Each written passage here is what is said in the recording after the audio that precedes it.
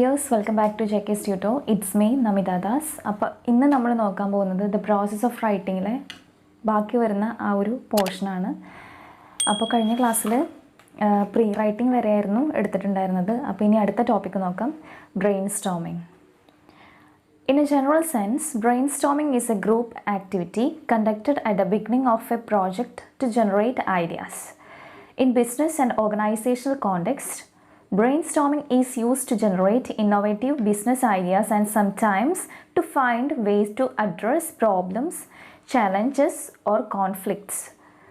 Brainstorming can be of great use as a pre-writing technique. അപ്പോൾ ഈ brainstorming എന്നുള്ളത് ഒരു പ്രീ റൈറ്റിംഗ് ടെക്നിക്കായിട്ടാണ് ഇതിൽ യൂസ് ചെയ്യുന്നത്. ഇതിനെക്കുറിച്ച് പറയുകയാണെന്നുണ്ടെങ്കിൽ നമുക്ക് brainstorming is a group activity conducted at the beginning of a project to generate ideas.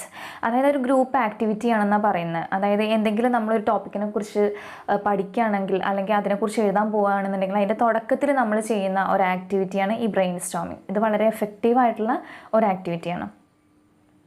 Before you start writing, it is essential to gather ideas and get into the heart of your subject. അതായത് നിങ്ങൾ എഴുതുന്നതിൻ്റെ മുന്നേ എന്ത് ടോപ്പിക്കിനെ കുറിച്ചാണെങ്കിലും എഴുതുന്നതിന് മുന്നേ അതിനെക്കുറിച്ച് ഒരു awareness ഉണ്ടായിരിക്കുന്നത് നല്ലതാണ്. അല്ലെങ്കിൽ അതിനെക്കുറിച്ച് കുറച്ച് ധാരണ, നല്ല കൃത്യമായിട്ടുള്ള ധാരണ ഉണ്ടായതിന് ശേഷം മാത്രമേ നമുക്ക് ഓതൻറ്റിക്കായിട്ട് കാര്യങ്ങൾ എഴുതി ചേർക്കാൻ പറ്റുള്ളൂ. അപ്പോൾ എഴുതുന്ന എന്ത് ടോപ്പിക്കിനെ കുറിച്ച് എഴുതുകയാണെന്നുണ്ടെങ്കിൽ അതിന് മുന്നേ കുറച്ച് അതിനെക്കുറിച്ച് നല്ല വ്യക്തമായിട്ടുള്ളൊരു ധാരണ ഉണ്ടായിരിക്കണം. The following activities will help generate ideas for your essay. അപ്പോൾ താഴെ കൊടുത്തിരിക്കുന്ന ചില ആക്ടിവിറ്റീസ് നിങ്ങളെ എസ്സേ എഴുതാൻ എഫക്റ്റീവായിട്ട് നല്ല രീതിയിൽ എസ്സേ എഴുതാൻ വേണ്ടിയിട്ട് ഹെൽപ്പ് ചെയ്യും എന്നുള്ളതാണ് പറയുന്നത്. നോക്കാം. Brainstorm around the keyword. Take a sheet of paper and write the keyword of your essay at the center and circle it. Draw arrows from the circle and write as many words as you can remember related to your keyword. അപ്പോൾ ഈ ഒരു ആക്ടിവിറ്റിയിൽ എന്താ പറയുന്നതെന്ന് വെച്ചാൽ നിങ്ങളുടെ main topic എന്താണോ അത് എഴുതിയതിന് ശേഷം അത് സർക്കിൾ ചെയ്യുക. അതിനുശേഷം ഓരോ ആരോ മാർക്ക് ഇട്ടതിന് ശേഷം അതുമായിട്ട് റിലേറ്റഡ് ആയിട്ടുള്ള വേർഡ്സും കാര്യങ്ങളും അതിൽ എഴുതി ചേർക്കുക. അപ്പോൾ ഒറ്റ നോട്ടത്തിൽ എന്താണ് നമുക്ക് ആ ഒരു ടോപ്പിക്കിനെ കുറിച്ച് അതിൻ്റെ വശങ്ങളെല്ലാം മനസ്സിലാവും. അതായത് ഇപ്പോൾ എന്തെങ്കിലും നമ്മുടെ ടോപ്പിക് എന്താണോ അത് എഴുതിയതിന് ശേഷം റൗണ്ട് ചെയ്തതിന് ശേഷം ആരോസ് ഇട്ടിട്ട് അതുമായിട്ട് റിലേറ്റഡ് ആയിട്ടുള്ള വേർഡ്സും കാര്യങ്ങളും എഴുതാം. അപ്പോൾ നമ്മളൊരു എസ്സേ എഴുതുന്നതിന് മുന്നേ ഇങ്ങനെ ചെയ്ത് വെക്കുകയാണെന്നുണ്ടെങ്കിൽ എന്താണ് നമുക്ക് പോയിൻറ്റ്സും കാര്യങ്ങളും മിസ്സാവാതെ ഏറ്റവും നല്ല രീതിയിൽ പോയിൻറ്റ്സൊക്കെ എസ്സേയിൽ ഇൻക്ലൂഡ് ചെയ്യാൻ സാധിക്കും. നെക്സ്റ്റ് പോയിന്റ് നോക്കാം. Alternatively you can make A list of keywords, phrases and ideas revolving around your topic. അതുപോലെ എന്താണ് നിങ്ങളുടെ ടോപ്പിക്കുമായിട്ട് ബന്ധപ്പെട്ടുള്ള ഫ്രേസും വേർഡ്സും കാര്യങ്ങളും എല്ലാം ഇതുപോലെ ലിസ്റ്റ് ചെയ്യാം. അങ്ങനെ നിങ്ങൾക്ക് നന്നായിട്ട് എസ്സേ എഴുതാൻ പറ്റും. അടുത്ത പോയിന്റ് നോക്കാം. Subdivide your topic into main points and list keyword, phrases and ideas under each of the main points. എന്താണ് subdivide your topic into main points എന്നാണ് പറഞ്ഞിട്ടുള്ളത്. ഒരു എസ്സേ എഴുതുകയാണെങ്കിൽ കൂടി അതിന് ഒരുപാട് പാരഗ്രാഫ്സ് ഉണ്ടായിരിക്കും. 3 പാരഗ്രാഫ്സ് എസ്സേ, അതുപോലെ 5 പാരഗ്രാഫ് എസ്സേ ഒക്കെ നമ്മൾ പഠിച്ചതാണ്. അപ്പോൾ നമുക്കൊരു ടോപ്പിക്ക് കിട്ടിക്കഴിഞ്ഞാലും അതിന് എന്ത് ചെയ്യണം, അതിൻ്റെ ഇമ്പോർട്ടൻസ് അനുസരിച്ചോ അല്ലെങ്കിൽ ഒരു ലോജിക്കൽ ഓർഡർ അതിന് വേണം. അപ്പോൾ ഓരോ പാരഗ്രാഫിലും എന്തൊക്കെയാണ് നമ്മൾ എഴുതാൻ പോകുന്നത് അതിനെക്കുറിച്ചൊരു വ്യക്തമായ ധാരണ വേണമല്ലോ. അപ്പോൾ സബ് ടോപ്പിക്കായിട്ട് ആ എഴുതാനുള്ള കാര്യങ്ങളെ ഡിവൈഡ് ചെയ്ത് വെക്കുക. അടുത്ത പോയിന്റ് നോക്കാം. Work with a partner and list out as many ideas as possible for 5 minutes on a topic interesting to you. നിങ്ങളൊരു പാർട്ട്ണറെ കൂടെ കൂട്ടിയിട്ട് നിങ്ങൾക്ക് ചെയ്യാം. നിങ്ങൾക്ക് വരുന്ന ഐഡിയാസ് എന്താണോ, അതിന് ആ ടോപ്പിക്കിനെ കുറിച്ച് കിട്ടുന്ന കാര്യങ്ങൾ എന്താണോ അതൊക്കെ ഒന്ന് ഒരു 5 മിനിറ്റിൽ നിങ്ങൾക്ക് പറ്റുന്ന രീതിയിൽ ലിസ്റ്റ് ചെയ്യാം, കണ്ടുപിടിക്കാം, അങ്ങനെയൊക്കെ ചെയ്യാം. അപ്പോൾ നമ്മളൊരു എസ്സേ എഴുതുന്നതിന് മുന്നേ ഇത്തരത്തിലുള്ള ആക്ടിവിറ്റീസ് ചെയ്ത് കഴിഞ്ഞാൽ തീർച്ചയായിട്ടും ആ എസ്സേ കുറച്ചുകൂടി നല്ല ബെറ്ററായിട്ട് നമുക്ക് ചെയ്യാൻ പറ്റും. നമുക്ക് പലപ്പോഴും എക്സാം എഴുതുമ്പോഴും അല്ലെങ്കിൽ ഒരു എസ്സേ എഴുതുമ്പോഴും വരുന്ന പ്രശ്നമാണ്, തുടക്കത്തിൽ നമുക്കൊരു പോയിൻ്റ് ഓർമ്മ ഉണ്ടായിരിക്കും, പക്ഷെ നമ്മൾ എഴുതി കംപ്ലീറ്റ് ചെയ്ത് കഴിഞ്ഞതിന് ശേഷമാണ് അയ്യോ അത് മിസ്സായല്ലോ എന്നുള്ളൊരു പ്രശ്നം വരിക. അപ്പോൾ അങ്ങനത്തെ കാര്യങ്ങളൊന്നും വരാതിരിക്കാൻ വേണ്ടിയിട്ടും പോയിൻറ്റ്സ് മിസ്സാവാതെ വൃത്തിക്ക് എഴുതാൻ വേണ്ടിയിട്ടൊക്കെ ഈ ഒരു ആക്ടിവിറ്റീസ്, ഇത്തരത്തിലുള്ള ആക്ടിവിറ്റീസ് നമ്മളെ ഹെൽപ്പ് ചെയ്യും. അപ്പോൾ ഇതൊക്കെ നല്ല എഫക്റ്റീവായിട്ട് എസ്സേ എഴുതാൻ പറ്റുന്ന ഒരു മെത്തേഡ്സാണ്.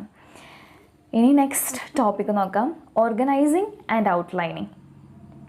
Writing your essay may become a disquieting experience if you start writing without a well-prepared outline. Outlining is essential to bring in the required logical ordering of your ideas. Besides, it will save your time. Look at the points to remember before preparing an outline. Outline എന്ന് വെച്ചാൽ എന്താണ്? Writing your essay may become a disquieting experience if you start writing without a well prepared outline. അതായത് നമ്മളൊരു essay എഴുതുമ്പോൾ എന്തെഴുതാണെന്നുണ്ടെങ്കിൽ നമുക്കൊരു well prepared outline ഇല്ലെങ്കിൽ അത് ഭയങ്കര അൺഈസി ആയി പോകും. നമുക്ക് ആ എസ്സേ ആണെങ്കിലും എന്താണെങ്കിലും നല്ല രീതിയിൽ എഴുതാൻ പറ്റില്ല. അപ്പം നമ്മൾ എപ്പോഴും ശ്രദ്ധിക്കേണ്ട ഒരു കാര്യം, നമ്മളൊരു ലോജിക്കലായിട്ട് അതിനൊരു ഔട്ട്ലൈൻ വേണം. അത് നമ്മളെ മനസ്സിൽ വേണം ചെയ്യുന്നതിന് മുന്നേ. Outlining is essential to bring in the required logical ordering of your ideas. Besides, it will save your time. Look at the points to remember before preparing an outline. അതായത് ഔട്ട്ലൈൻ തീർച്ചയായിട്ടും നിങ്ങളൊരു വർക്ക് ചെയ്യുമ്പോൾ അല്ലെങ്കിൽ ഒരു essay എഴുതുമ്പോൾ അതിന് outline വേണം. Outline ചെയ്യുന്നതിന് മുന്നേ ചില പോയിന്റ്സ്, ചില കാര്യങ്ങൾ നമ്മൾ ഓർത്തിരിക്കണം. എന്തൊക്കെയാണെന്ന് നോക്കാം. Keep your thesis statement ready. തീർച്ചയായിട്ടും എന്താണ് നമ്മൾ തീസിസ് സ്റ്റേറ്റ്മെൻറ്റ് എപ്പോഴും നമ്മളൊരു എസ്സേ എഴുതുമ്പോൾ നമുക്ക് തീസിസ് സ്റ്റേറ്റ്മെൻറ്റ് വേണമല്ലോ. അപ്പോൾ അത് റെഡി ആയിരിക്കണം. Then second point, decide the key topics through which you would defend establish your point in the essay. അതായത് നിങ്ങളെ ടോപ്പിക്കിനെ കുറിച്ച് അല്ലെങ്കിൽ നിങ്ങളുടെ അഭിപ്രായം സമർത്ഥിക്കാൻ പോവുകയാണ്. അപ്പോൾ ആ ഒരു സമയത്ത് എന്ത് വേണം, നിങ്ങളുടെ സബ് ടോപ്പിക്സും കാര്യങ്ങളും ഒക്കെ കൃത്യമായിട്ട് നിങ്ങൾ കണ്ടെത്തിയിരിക്കണം. Then collect and keep ready sources that you would be using for quoting, elaborating or providing your stand or finding. പിന്നെ എന്താണ് നിങ്ങളുടെ സോഴ്സസ്, ഏത് സോഴ്സിനാണോ നിങ്ങൾ ഈ കോഡ്സും കാര്യങ്ങളും കളക്ട് ചെയ്ത് നിങ്ങളുടെ പോയിന്റ്സ് ഇലാബറേറ്റ് ചെയ്ത് എഴുതാൻ പോകുന്നത്, അതൊക്കെ റെഡി ആയിരിക്കണം. Then decide the order of presenting the subtopics, that is, divide your point into categories and arrange them in the order in which they are to be presented. എന്താണ് decide the order of presenting the sub topics. നമ്മൾ ഒരുപാട് sub topics ആയിട്ട് തിരിക്കും. Essay എഴുതുമ്പോൾ തീർച്ചയായിട്ടും ഓരോ പാരഗ്രാഫിലും ഓരോ ടോപ്പിക്കായിട്ട് നമ്മൾ പ്രസൻറ്റ് ചെയ്യുമല്ലോ. അപ്പോൾ അതിനൊരു എന്താ പറയുക, അതിനൊരു ഓർഡർ വേണം. ആ സബ് ടോപ്പിക് ആക്കി കഴിഞ്ഞാലും നമുക്ക് ഇഷ്ടപ്പെട്ട രീതിയിൽ നമുക്ക് തോന്നിയ പോലെയല്ല, നമ്മൾ അതിനൊരു ലോജിക്കലായിട്ട് നമ്മളത് കൃത്യമായിട്ട് ചെയ്യണം. അപ്പോൾ ആ ഒരു ഓർഡറിനെ കുറിച്ച് നല്ലൊരു ധാരണ ഉണ്ടായിരിക്കണം.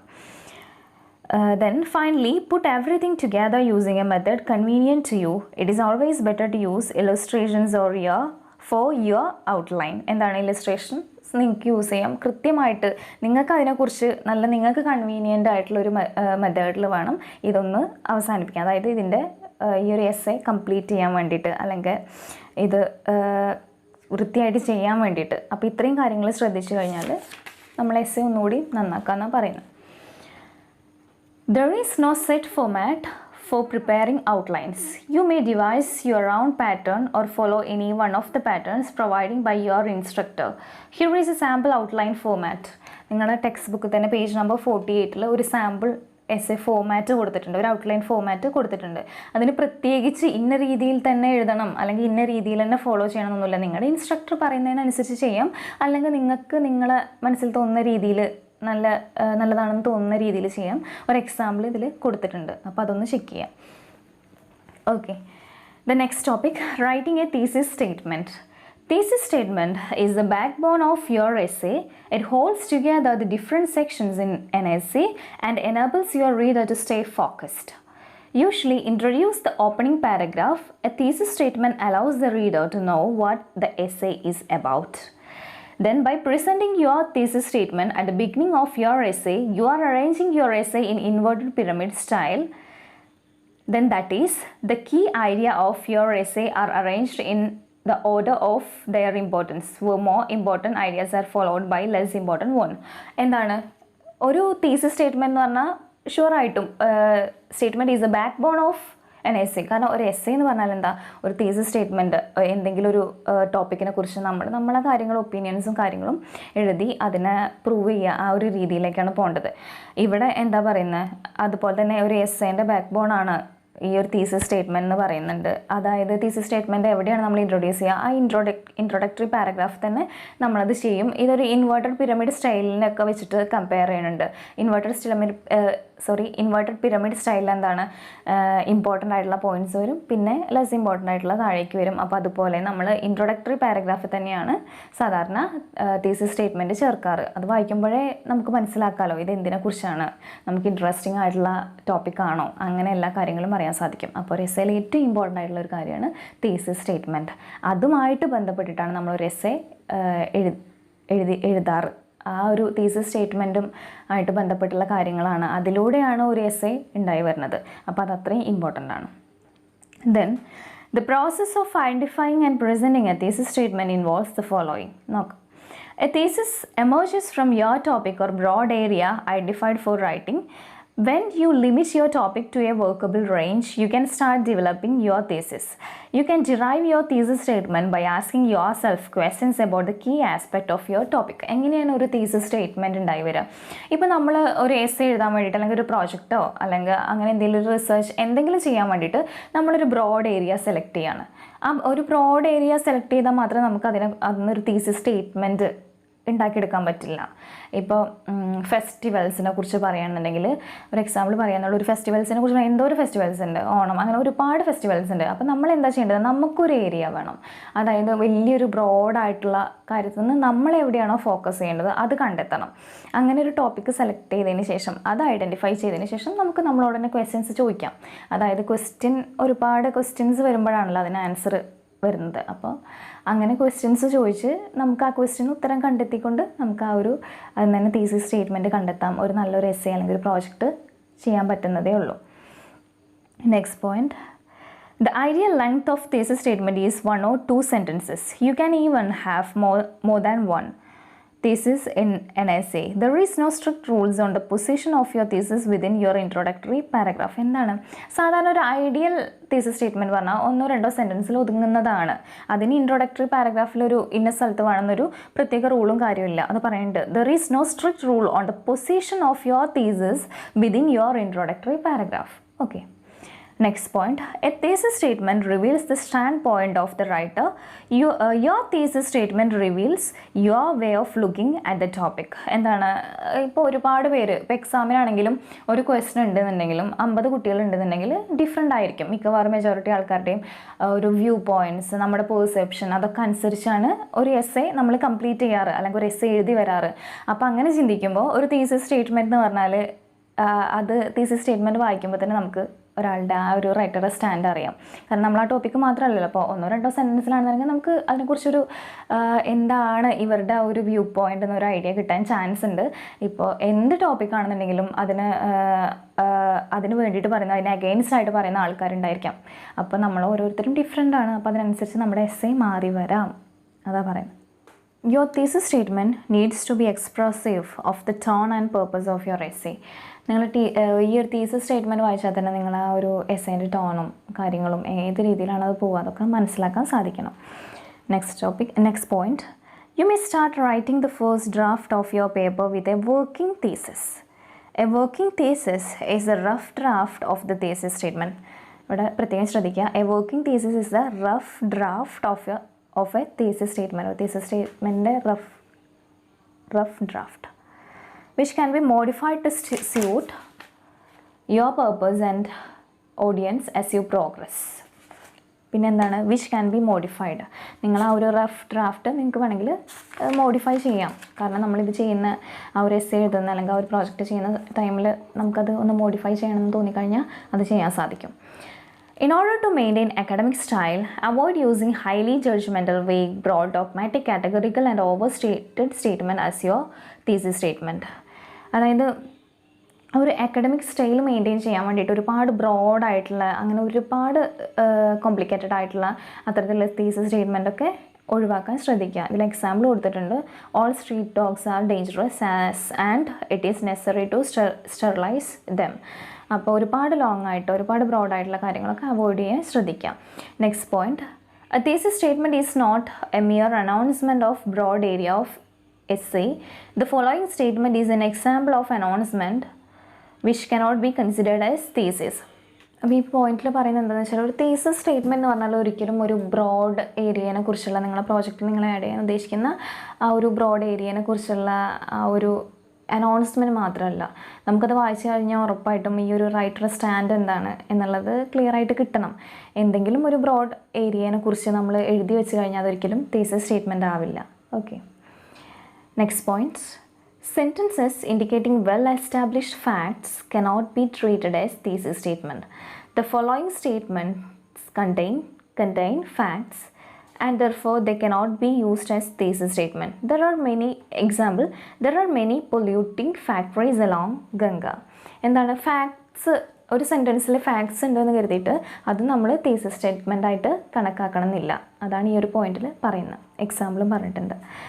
ഓക്കെ, അപ്പോൾ ഇത്രയും കാര്യങ്ങളാണ് തീസിസ് സ്റ്റേറ്റ്മെൻറ്റിനെ കുറിച്ച് ഈ ഒരു ഭാഗത്ത് പറയുന്നത്. നെക്സ്റ്റ് ടോപ്പിക്ക് നോക്കാം. Supporting the thesis statement with evidence. Evidence in an academic paper basically means the reasons for holding the views expressed in the thesis statement and providing supporting details that make the thesis clear and logical. എന്താണ് ഒരു evidence എന്ന് വെച്ചാൽ എന്താണ്? നമ്മൾ ചില കാര്യങ്ങൾ പറയാൻ വേണ്ടിയിട്ട് ചില കാരണങ്ങളുണ്ടായിരിക്കും. നമ്മൾ കാര്യകാരണ സഹിതമാണ് കാരണങ്ങൾ പറയാറ്. എസ് എ ആണെങ്കിലും പ്രോജക്റ്റ് ആണെങ്കിലും നമ്മൾ ഞാൻ ഇത് പറയുന്നതിന് പിന്നിലുള്ള കാരണം ഇതാണ്, ഇന്ന റീസൺസ് കാരണമാണ് ഞാൻ ഇതൊക്കെ ഇങ്ങനെ ഈ രീതിയിൽ പറയുന്നത്, എൻ്റെ ഒപ്പീനിയൻ ഇങ്ങനെയാവാൻ കാരണം ഇതാണ്, അങ്ങനെ പറയുന്ന അതിനൊക്കെ ഒരു കാരണം ഉണ്ടായിരിക്കുമല്ലോ. അപ്പോൾ അത്തരത്തിലുള്ള കാര്യങ്ങളാണ് നമ്മൾ എവിഡൻസ് എന്ന് പറയുന്നത്.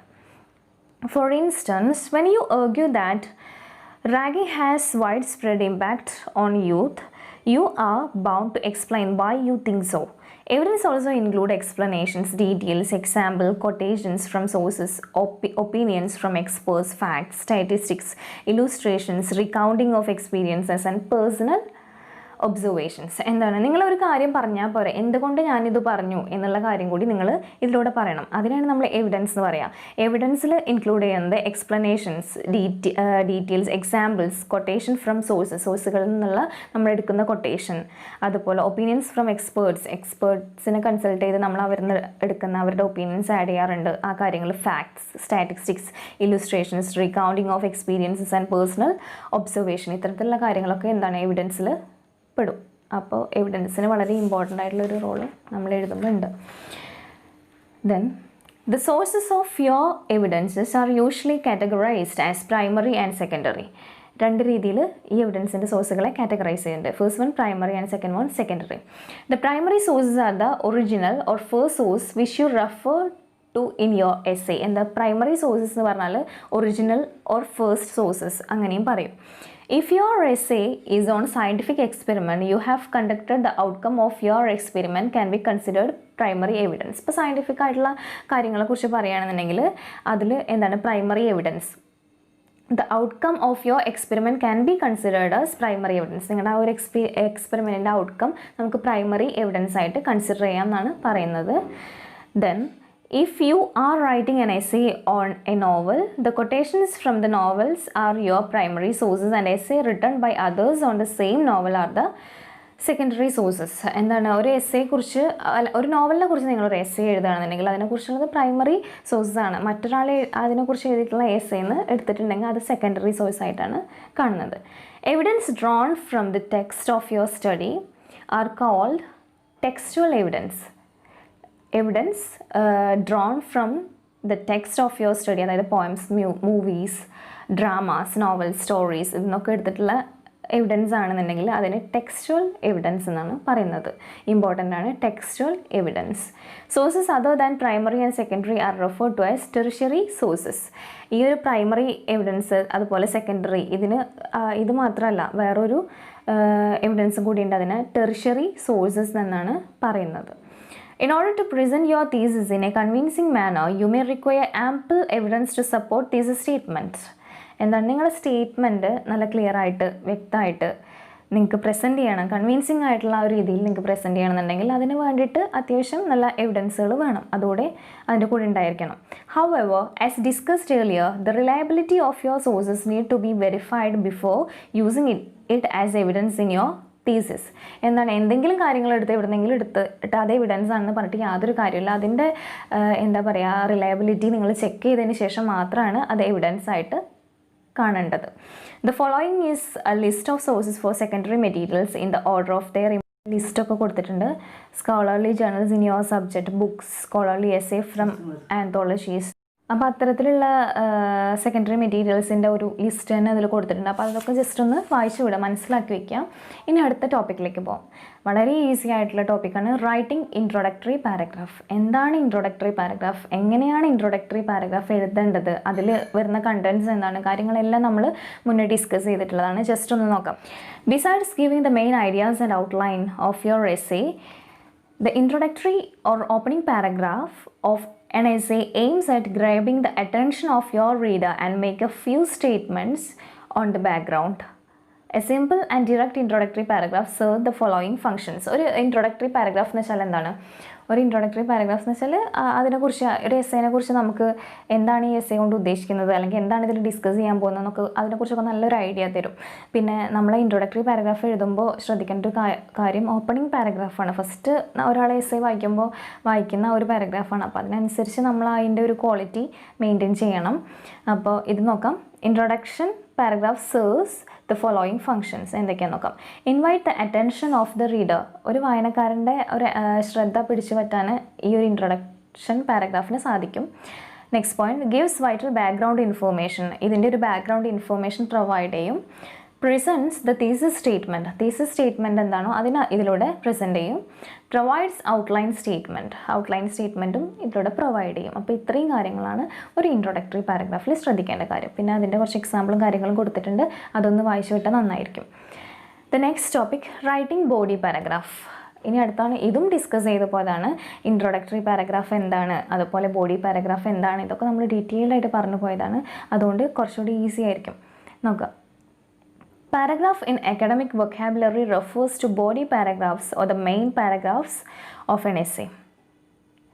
Each paragraph in an essay works like links in a chain, contributing to the wholeness of the work. However, paragraphs are to be written in such a way as to make them stand independent of the totality of the essay as well. That is, each paragraph gives a complete idea with necessary explanations, illustrations, and quotations and other forms of substantiation.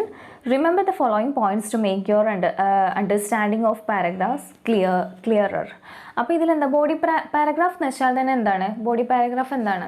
Introductory പാരഗ്രാഫിൽ നമ്മൾ ആ thesis സ്റ്റേറ്റ്മെൻറ്റും കാര്യങ്ങളും introduce ചെയ്യും, ഇതിനെക്കുറിച്ചൊരു overall idea കിട്ടും. പക്ഷേ body പാരഗ്രാഫിലൂടെയാണ് നമ്മുടെ കാര്യങ്ങൾ നമ്മൾ സമർത്ഥിക്കാൻ പോകുന്നത്, അല്ലെങ്കിൽ നമ്മുടെ കാര്യങ്ങൾ, നമ്മുടെ ഐഡിയാസ്, ഒപ്പീനിയൻ, പെർസെപ്ഷൻ എല്ലാം നമ്മൾ പ്രസൻറ്റ് ചെയ്യാൻ പോകുന്നത് ഇത്തരത്തിലുള്ള ബോഡി പാരഗ്രാഫിലൂടെയാണ്. അപ്പോൾ ഈ എല്ലാ പാരഗ്രാഫിനും ഒരു ലിങ്ക് വേണം, അതിൻ്റെ കൂടെ ഓരോ പോയിൻറ്സും ഇതിൽ പ്രസൻറ്റ് ചെയ്ത് പോകണം. അതൊക്കെയാണ് ഈ ഒരു ബോഡി പാരഗ്രാഫിൻ്റെ പ്രത്യേകത. അപ്പോൾ ഇതിൽ പോയിൻറ്റ്സ് നോക്കാം. The purpose of a paragraph is to present one idea. എന്താണ് ഒരു പാരഗ്രാഫിൻ്റെ പേർപ്പസ്? എന്താണ്? ഒരു ഐഡിയ പ്രസൻറ്റ് ചെയ്യണം. To present a topic sentence and supporting points it may be necessary to write 5 to 10 sentences in a paragraph. ഒരു ടോപ്പിക്കിനെ കുറിച്ച് പറയുകയാണെന്നുണ്ടെങ്കിൽ, കാര്യങ്ങൾ പ്രസൻറ്റ് ചെയ്യുകയാണെന്നുണ്ടെങ്കിൽ 5 to 10 സെൻറ്റൻസസ് ഒരു പാരഗ്രാഫിൽ നമുക്ക് ഇൻക്ലൂഡ് ചെയ്യാം. Next point, each paragraph is an extension of the main topic and each paragraph contributes to elaborating the idea explored in the essay. Therefore, a body paragraph is not to be used to present ideas unrelated to the main topic of the essay. അപ്പോൾ ഇതിൽ പ്രത്യേകം പറയുന്നുണ്ട്, ഓരോ പാരഗ്രാഫിൽ നമ്മൾ ഓരോ points എഴുതുന്നത് അത് ഏതെങ്കിലും പോയിൻറ്റ്സ് കളക്ട് ചെയ്ത് എഴുതുക എന്നുള്ളതല്ല. മെയിൻ ടോപ്പിക് എന്താണോ അതുമായിട്ട് റിലേറ്റ് ചെയ്തിട്ടുള്ള പോയിൻറ്റ്സും കാര്യങ്ങളും പ്രസൻറ്റ് ചെയ്യണം. അത് ഓരോ പാരഗ്രാഫിലും ഈ ടോപ്പിക്കുമായിട്ട് ബന്ധപ്പെട്ട ഉള്ള പോയിൻറ്റ്സാണ് നമ്മൾ പ്രസൻറ്റ് ചെയ്യുന്നത്. You may be required to use certain expressions like therefore, thus, however, hence, furthermore, nevertheless, consequently, still, moreover, and meanwhile to indicate transition or to conclude the paragraph. അപ്പോൾ ഇത്തരത്തിലുള്ള എക്സ്പ്രഷൻസും കാര്യങ്ങളൊക്കെ നിങ്ങൾ ട്രാൻസിഷൻ ഇപ്പം ഒരു പാരഗ്രാഫിൽ നിന്ന് മറ്റൊരു പാരഗ്രാഫിലേക്ക് വരുമ്പോൾ നമ്മൾ അങ്ങനെ ഇത്തരത്തിലുള്ള എക്സ്പ്രഷൻസ് യൂസ് ചെയ്യേണ്ടി വരും. അല്ലെങ്കിൽ ഒരു പാരഗ്രാഫ് കൺക്ലൂഡ് ചെയ്യാൻ വേണ്ടിയിട്ടുള്ള ആ ഒരു സമയത്ത് ഇത്തരത്തിലുള്ള എക്സ്പ്രഷൻസും കാര്യങ്ങളും യൂസ് ചെയ്യേണ്ടി വരും. Be conscious of your vocabulary. It is always better not to use the same word often. എന്താണ് നമ്മൾ യൂസ് ചെയ്യുന്ന വൊക്കാബുലറി, നമ്മൾ യൂസ് ചെയ്യുന്ന വേർഡ്സിനെ കുറിച്ച് നമ്മൾ കോൺഷ്യസ് ആയിരിക്കണം. അത് ആ ഒരു എന്താ പറയുക, ആ ഒരു വൃത്തിക്ക് ആ കൃത്യമായിട്ട് നമ്മളെ വൊക്കാബുലറി നമ്മൾ അതിൽ ആഡ് ചെയ്യാൻ ശ്രദ്ധിക്കണം. Each sentence in a paragraph has a function. A sentence may serve as a topic sentence, substantiation, conclusion or transition. ഈ പാരഗ്രാഫിൽ നമ്മൾ ആഡ് ചെയ്യുന്ന സെൻറ്റൻസുകൾക്ക് ഓരോന്നിനും അതിൻ്റേതായിട്ടുള്ള കാര്യങ്ങളുണ്ട്, പ്രത്യേകതകളുണ്ട്, അതിൻ്റേതായിട്ടുള്ള ഫങ്ഷൻസ് ഉണ്ട്.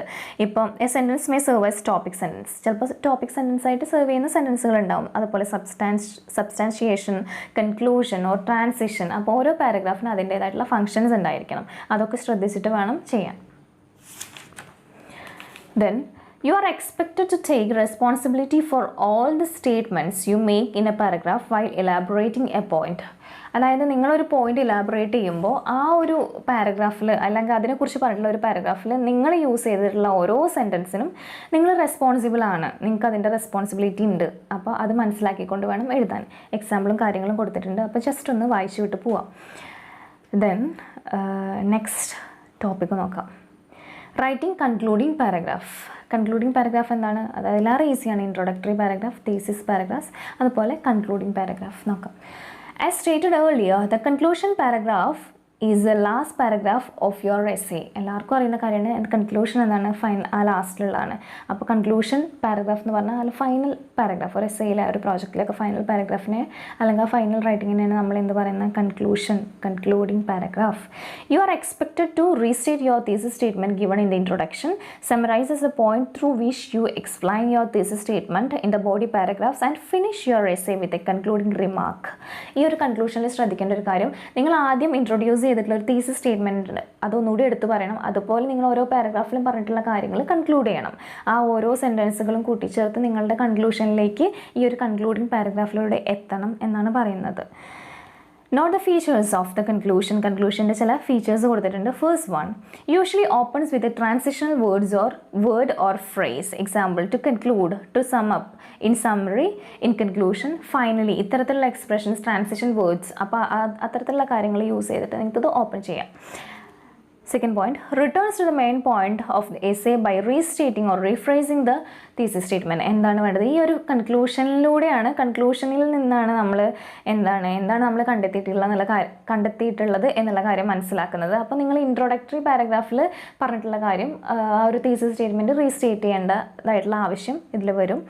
Then third point, gives a broad concluding statement to indicate your verdict on the issue, scope for further studies or limitations, recommendation of the study. അപ്പോൾ ഇത്തരത്തിലുള്ള കാര്യങ്ങളെല്ലാം അതിൽ ആഡ് ചെയ്യുന്നത് നന്നായിരിക്കും.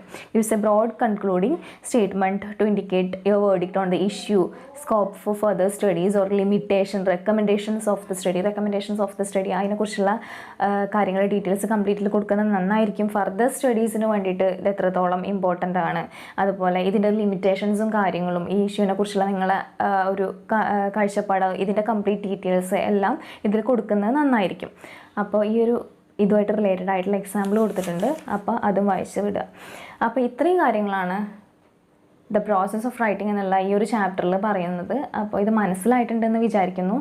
ഫസ്റ്റ് പാർട്ട് ഇട്ടിട്ട് കുറച്ച് കുറച്ച് ടൈം എടുത്തതിന് ശേഷമാണ് ഈ സെക്കൻഡ് പാർട്ട് ഇട്ടത്. അത് വരുത്തിയിട്ട് പഠിക്കാൻ ബുദ്ധിമുട്ടൊന്നും വരരുത്. ഇതിൽ എന്തെങ്കിലും ഡൗട്ടോ കാര്യങ്ങളോ ഉണ്ടെന്നുണ്ടെങ്കിൽ കമൻ്റായിട്ട് പറഞ്ഞാൽ മതി. ഒന്നുകൂടി ഡീറ്റെയിൽ ആയിട്ട് പറഞ്ഞു തരാം. മാക്സിമം ബ്രീഫായിട്ട് ചെയ്തിട്ടുള്ളൊരു ക്ലാസ്സാണിത്. അപ്പോൾ ഓവറോൾ ഒരു ഐഡിയ തരണം എന്ന് ഉദ്ദേശിച്ച് ചെയ്തിട്ടുള്ളതാണ്. അപ്പോൾ നിങ്ങൾക്ക് ആ ഒരു ഐഡിയ കിട്ടിയിട്ടുണ്ടെന്ന് വിചാരിക്കുന്നു. അപ്പോൾ ഈ ചാപ്റ്റർ നമ്മൾ കംപ്ലീറ്റ് ചെയ്യാൻ പോവാണ്. അപ്പോൾ ഇത് കംപ്ലീറ്റ് ചെയ്തു. ഇനി നമുക്ക് അടുത്ത ചാപ്റ്ററിലേക്ക് അടുത്ത വീഡിയോയിലൂടെ വരാം. Okay, thank you.